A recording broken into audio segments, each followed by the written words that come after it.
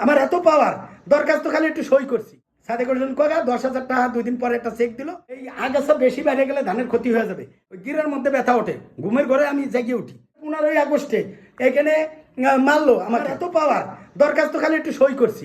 দরখাস্ত কারে মারে দিয়ে লেখাইছে ইশরাক ভাইয়ের বাবা সাদেক হোসেন কোকা 10,000 টাকা 2 দিন পরে একটা চেক দিল, 2-3 দিন পরে চেকটা দিল।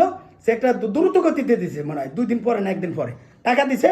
ওইটা আমি ভাঙাইছি, 30,000 টাকা আমার বিয়ের বড় একটা ফিগার হয়ে গেল।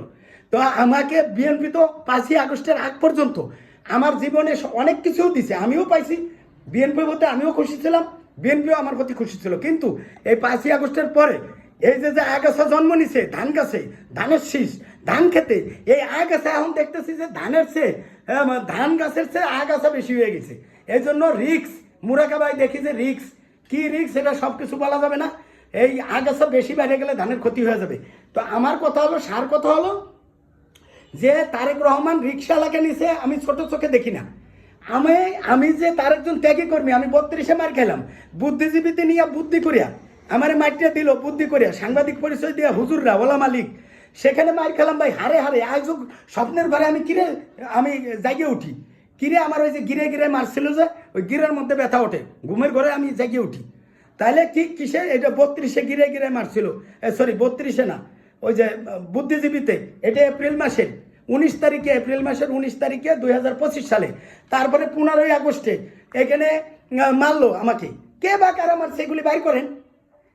তখন আমি বলছিলাম আমাকে তো মারে নাই, মারছে ডক্টর ইউনূসের সিংহাসনে। আজকে দেখেন ডক্টর ইউনূসের সিংহাসন কচুর পাতার পানির মতো, কখন যে ভেঙে যায়। তাই এটা আমাদের জুলাই যুদ্ধদের অবমূল্যায়ন করার কারণেই কিন্তু ডক্টর ইউনূসের সিংহাসন দুর্বল হয়ে গেছে। আমাদেরকে কোনো দলে এই আম তারেক কন, কাঁঠাল তারেক কন, জাম তারেক কন, নূর কন, এই গুড় কন, নূর আর গুড় বুঝেন, নূর একটা গুড় হলো আরেকটা, বুঝতে হবে না। নূরের দল কন, গুড়ের দল কন, ইসলামী কন, অন ইসলামী কন, হ্যাঁ এই ডান কন বাম কন, কোনো দলে ভাইরাল সিদ্দিকের জন্য একটা বিবৃতি দেয় নাই। তাহলে কি আমি কি মানে MI not a citizen of Bangladesh? তাহলে কি আমি বাংলাদেশের নাগরিক নয়? নাকি আমি ইন্ডিয়ান? নাকি আমি রোহিঙ্গা?